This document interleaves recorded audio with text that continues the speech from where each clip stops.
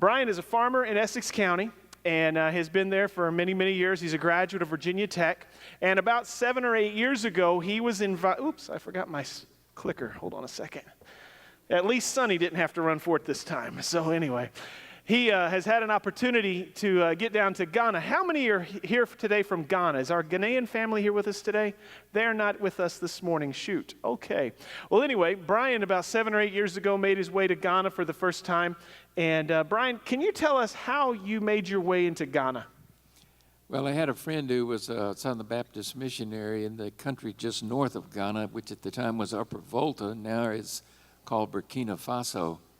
And he was an evangelist there, and while there, he and his wife had a 2-year-old, and that child contracted malaria, and nobody knew what it was.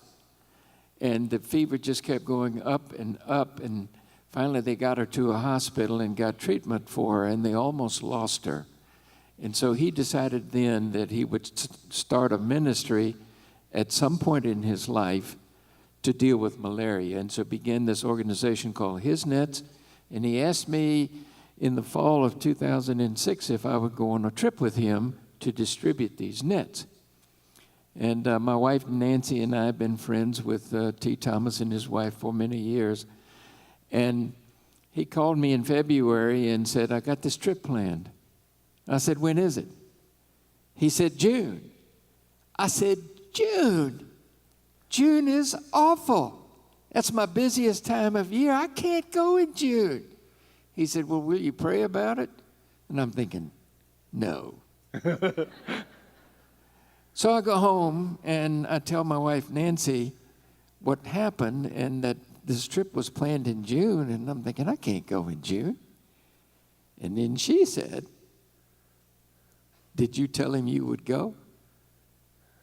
And I said, yeah. Then you'll have to go. You know, David, I have a conscience. Her name is Nancy. I think a lot of us have a conscience like that. Well, on that trip, you had an opportunity to meet an individual that I would call an apostle. And I do not use that word lightly or loosely. His name is Emmanuel Mustafa. Can you tell us a little bit about Mustafa and his request to you?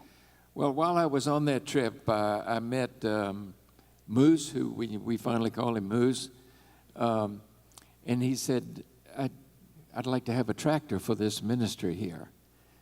And when I was told that, I had begun to feel I didn't have any purpose for being there. There were plenty of people who could hand out these mosquito nets. And I knew then that God put me on that team because of my connection with agriculture. And I examined his business plan, and it was great. Ghana has 2 different weather seasons, a dry season and a wet season. The wet season, the ground gets muddy and wet, and in the dry season, it gets hard as some of the Manassas red clay around here when the sun comes out to bake it. And people who were living, subsistence farming living, were digging out of the dirt with something like a pick, short handle, and they would use that to soften the ground up. And then they would use this kind of hoe to drag the soil up into a mound, and then they'd plant their yams in those mounds. And it was necessary. And I could see this. I could see how a tractor with a rolling plow behind it would soften that dirt up and make them 10 times more productive building those yam mounds. And so that's how the idea got started. I came home, I told my pastor, I won't tell you who he is, but his initials were David Donahue. I said, we got to send a tractor to Ghana. And he looks at me and says, we're building a brand new church building right in the middle of that, taking on all kinds of debt, and you want to send a tractor to Ghana? You are out of your ever-loving mind. Now let me finish this. I seriously thought he was crazy. Seriously thought he was crazy. It ain't going to happen.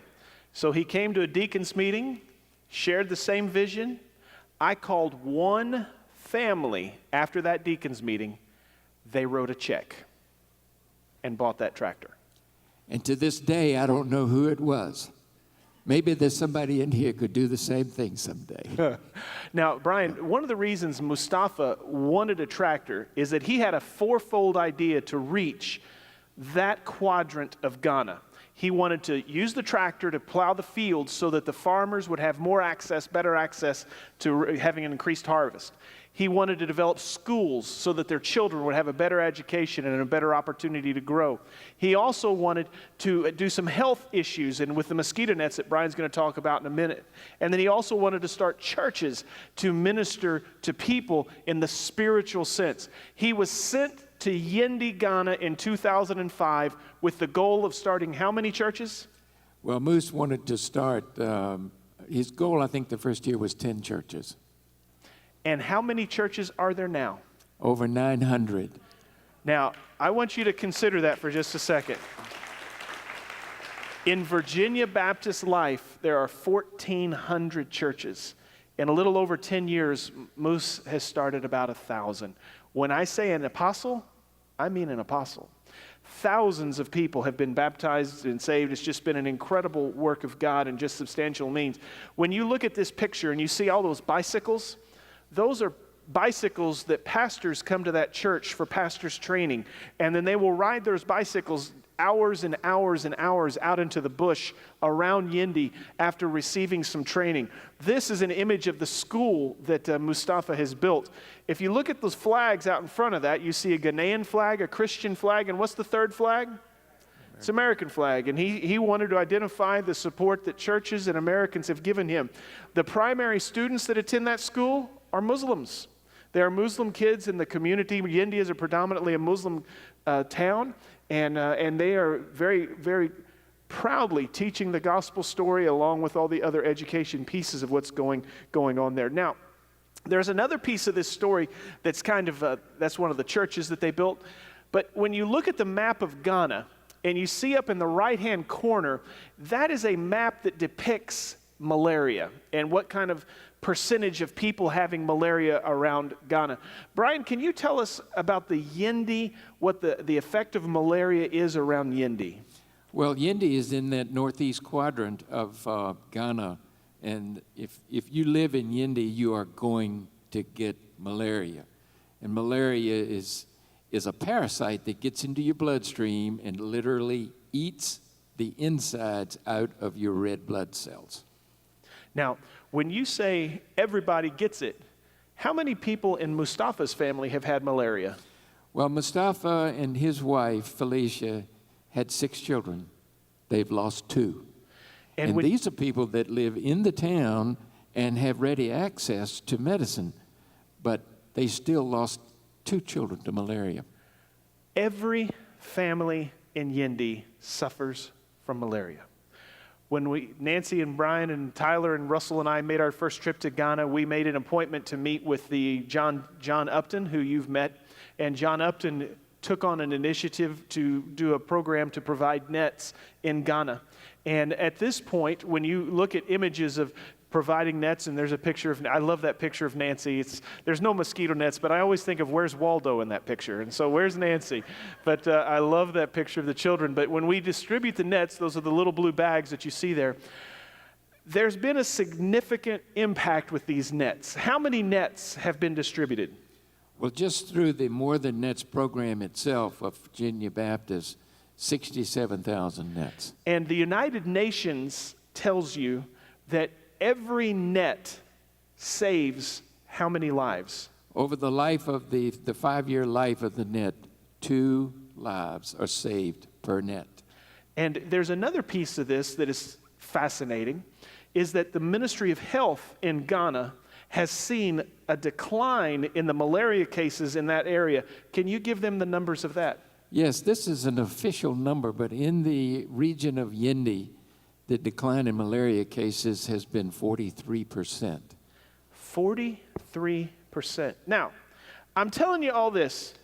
Those are some significant, huge numbers, and I hope that's impressive to you. But what's more important for you to hear, this is a farmer. This is a farmer from Essex County, Virginia, who went on a mission trip with a governor, sharing these nets, and something happened. His life was changed, and thousands upon thousands of other lives have been changed as well. What I want you to hear from Brian, more than the nets, more than the tractor, is what's yours. It might not be tractors and it might not be nets, but as the body of Christ, as people who represent Jesus, who are living this life in whatever way you are called, what is God asking you to do to make an impact in this world? We are not called to sit in seats on Sundays. We are called to change the world. Brian had a pretty awesome experience. His trip changed the culture of our church in Tappahannock.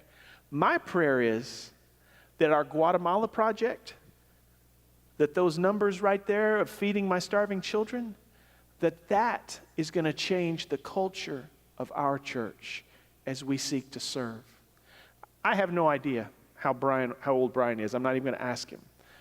If Brian did not do this project, Brian would have lived a significant, amazing life. God gave him something that's astounding. What's in your future? What's for you? Brian, thank you.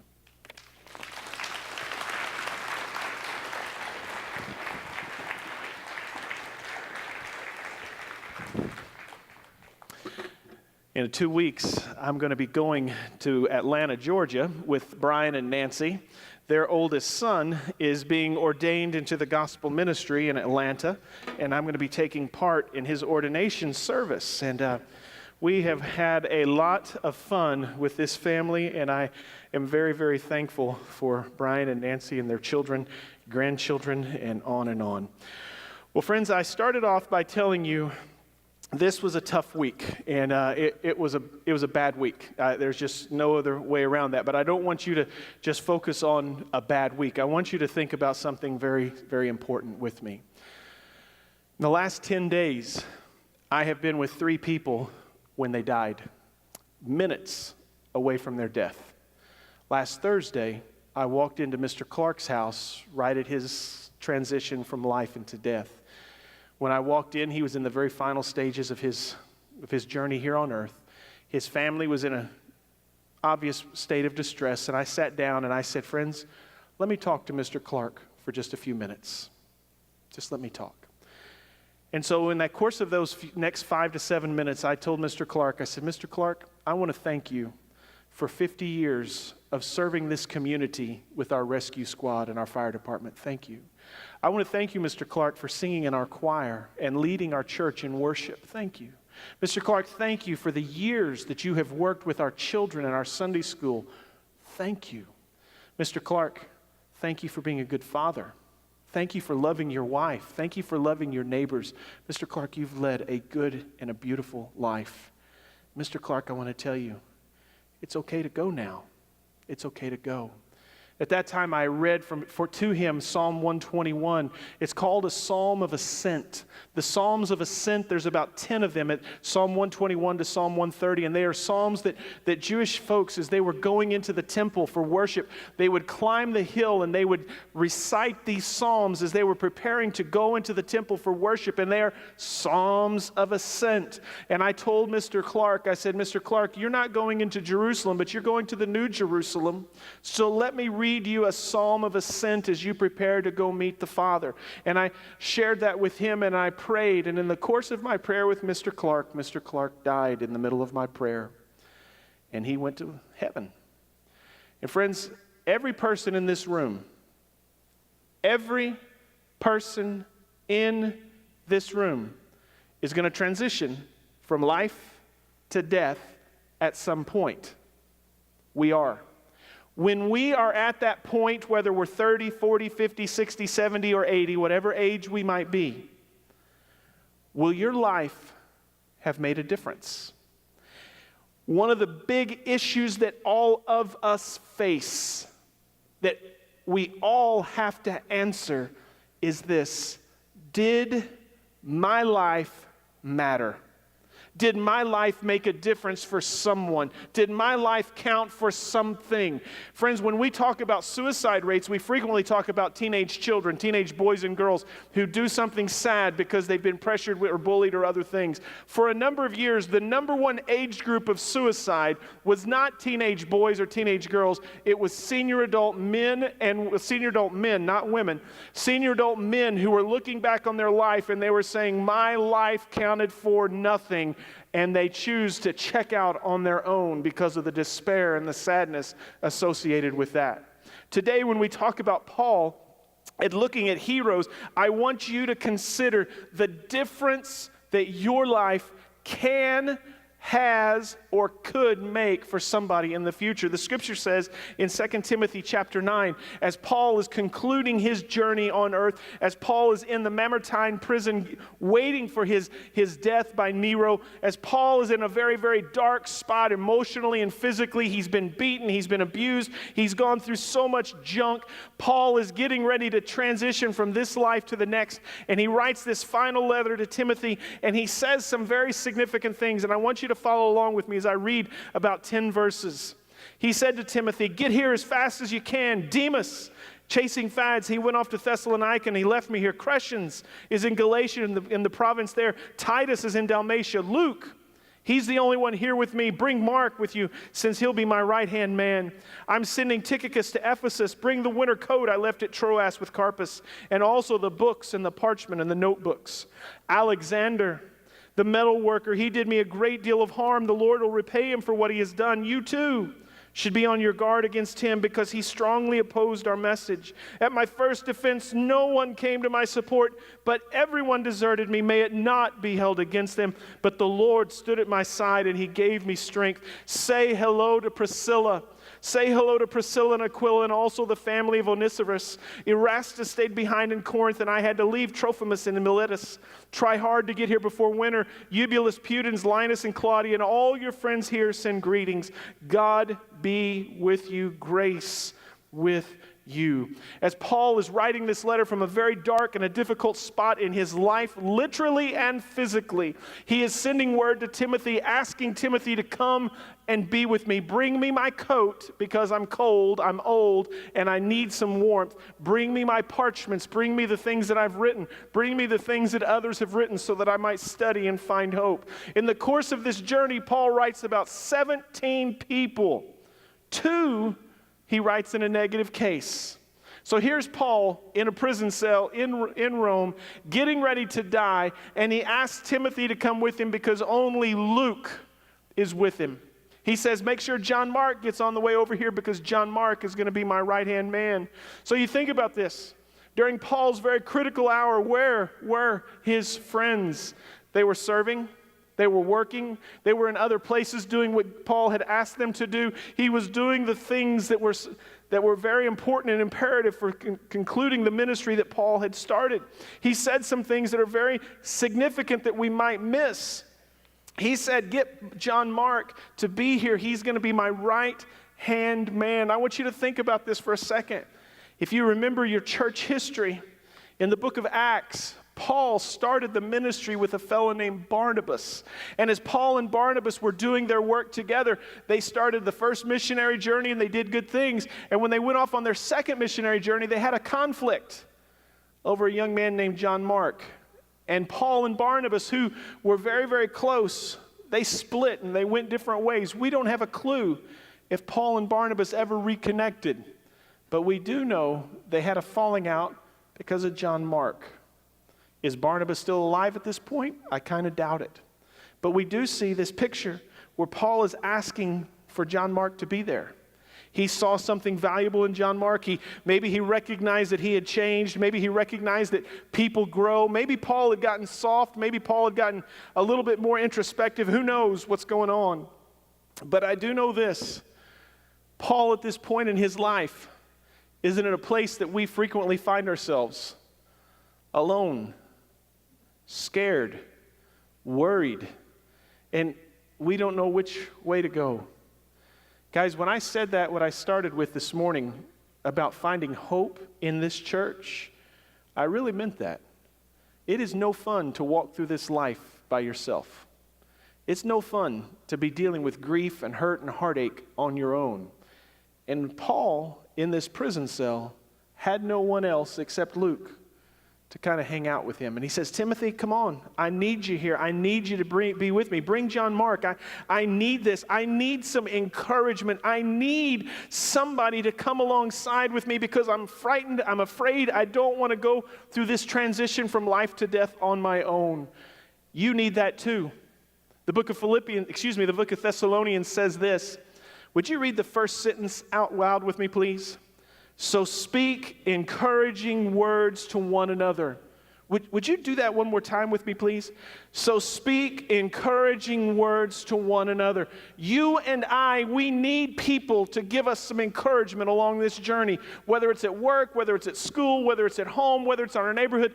We deal with junk, and junk knocks the life out of our soul. We need people to speak encouraging, hopeful, gentle words into our heart and into our life. The Bible says in Hebrews chapter 3, read this first sentence out loud with me, please, to the comma. But encourage one another daily. We come together on Sundays, and I hope you find encouragement and you find support. We are called to encourage one another daily. I have a friend who sends me text messages on occasion, and these text messages are usually these crazy memes that you find on Facebook, and they're silly, and they're stupid, and they're funny, and they make me smile all the time. I hope you have a friend who sends stuff to you that makes you smile, that makes you laugh, that it's a word of encouragement. For the students, I hope there's somebody in your school when you see them in the hallway and you're having a bad day that just a pat on the back or a smile gives you some encouragement. I hope there's some people in your life. I hope there's some people in this church that give you some encouragement when you're going through some difficult spots. The Bible says in Hebrews chapter 10 and verse 24, and let us consider how we may spur one another on toward love and good deeds. Let us not give up meeting together as some are in the habit of doing, but let us encourage one another all the more as you see the day approaching. I don't need to give you too many examples of how tough life is. You know that. I don't need to give you too many examples of how challenging life can be. You experience that. You know how things go wrong. You know that. Don't you need that encouragement? Don't you need to share that with others? For just a second, I want you to consider everything that Paul has gone through at this point. This old fella, we have no exact idea how old he is at this point. We're thinking 65 to 75, somewhere in that neighborhood. This old guy is sitting at the bottom of the Mamertine prison, a stinky, nasty place. And in the course of his life journey, he has gone through things that you and I don't even want to think about. He's been shipwrecked. He's been snake bit. He's been beaten more times than you and I can count. He's been chained to guards all across the Middle East. He has been at the bottom of a jail during an earthquake when the walls fell all around it. He's had stomach issues. He's had eye issues. Being in that prison cell for so long, you know he's got respiratory issues. And if there are any older people in this room who know what arthritis is, sitting in the bottom of that dank cell, can you imagine how his bones and his joints are feeling at this point in his life? This is not an easy time for the apostle. And as he's going through this, it hurts and it's painful. Think about this. When you see that message that Paul writes, he's not complaining. He's not fussing. He's not being ugly. He's emphasizing the beauty of some friendships. Yeah, there are two guys that were scoundrels, but he's emphasizing 15 really neat relationships. This is for the senior and the older folks in this room. Your hips are going to hurt. Your knees are going to bother you. Your eyes, they're going to change. It's not going to be as easy. Your joints, they're going to creak, and it's not going to be pleasant. You're going to be lonely. You are. When you lose your spouse, there's nothing like it. Friends, don't let bitterness and anger and hurt cloud everything about you when that happens. You and I know seniors and senior adults who are very lonely, and in that loneliness, they become very depressed, they become very despairing, and they're not pleasant. They're not. We can learn something from Paul in dealing with the hurt of life. When I think of Paul, I think of his faith, I think of the relationships, and Paul sees his purpose. So our senior friends, older friends, I don't know who that might apply to in this room. That's something to hold on to. Demas, he teaches us a little bit. Paul talks about Demas as he's bailed out on him and he's pursued other things. We need to understand that this world is not our home, that we have a mission that's bigger than us, and even though it gets hard at times, we've got to stay the course. We learn a little bit about Alexander. Alexander was the metalsmith who did a great deal of harm to the Apostle Paul, and I think Paul is trying to say to Timothy at this point, he said there's going to be difficult spots in life that we've got to work our way through. It's not easy. We got to get through there, and when we consider how Paul is trying to teach Timothy how to make a difference, I think one of the things that he teaches us is how we deal with disappointments. He didn't just focus on Demas and Alexander. He didn't just dwell there. He moved along past that and focused on 15 other people as well. He didn't stay in that place. He also celebrated the good stuff. He celebrated that John Mark is going to be his right-hand man. Celebrate the good things in life that we encounter. He also addressed the idea that there's no room for vindication. In your life and mine, there are going to be people that hurt us, that disappoint us, that make us sad, and there's nothing we can do to fix that, and being angry at them and being frustrated with them is not going to change things to the better. Deal with vindication in a positive way. And I believe this, that Paul's ultimate legacy is going to be seen in Timothy's success. This old man sitting in that prison, Rembrandt did this painting, and I hope the one behind me is better. That's a little bit better than the one I'm staring at. The painting that Rembrandt conveys is one that's not exactly accurate. That window, there's no window. There's no bed. There's definitely no sword. There's no blanket. Paul's sitting on a floor. He's got a bucket for food, and he's got a bucket for waste. It's a dank, nasty spot. And in the midst of where he is, you see grace, mercy, love, relationships. You see hope. You don't see a bitter old man. You don't see an angry old man. You don't see a negative person. You don't see a scowl on his face. He's sending a message that we still read 2,000 years later. And we see this message of Paul trying to make a difference. And as he concludes his life, he says something I think is quite significant. Now, this is a little bit off track, but I think it's important. In the last 10 days, I've helped 3 families say goodbye to loved ones. I may not be around when you have to do this. So if you've got a pen or a piece of paper, I want you to write something down for me, please. 5 things. When you're standing with a loved one and the journey is almost over, it's not easy to know what to say.